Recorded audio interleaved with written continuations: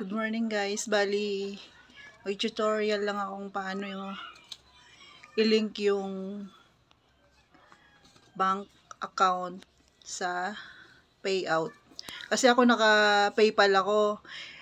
Napag-isip-isip ko pag PayPal, doble ang fee. Pag send ni Meta ng payout mo, may kaltas. Na basa ko sa ibang $8 daw yung kaltas ni Meta para sa PayPal. Tapos pag sa PayPal na, kung ito-transfer mo sa GCash, may fee din. Kung ito-transfer mo din sa bank, may fee din. Kaya napag-isip-isip ko na yung payout ko bali sa bank na lang. Kasi nakalink yung PayPal ko sa payout. Kaya ngayon, papalitan ko na siya ng bank account ko. Para isang kaltas na lang ni Meta or fee. Yun, ganun na lang. Sayang din kasi yun kung pag PayPal, bali dalawa. Dalawa yung sa'yo.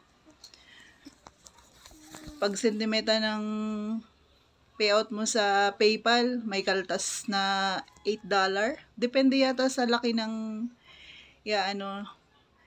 ita-transfer ni Meta. Tapos pag pag sa PayPal naman through GCash, may fee din.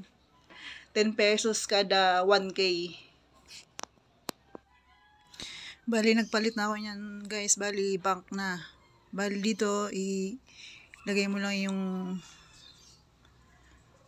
apelyido mo, pangalan, first name, middle name, ganun. Tapos yung ang account number mo sa bangko. Kung ano mang bangko meron ka, kung BPI, Metrobank, BDO, yun ang ilagay mo, guys. Kasi yung sa bangko naman, $25 pwede nang maka-payout ka.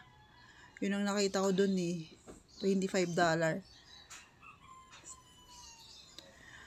Pag napilapan mo na yan, guys, lahat, bali, i-click mo na lang yung link account. Yan, hintayin mo na lang siya. Bali, update ka ni Meta niyan. Ayan na, guys.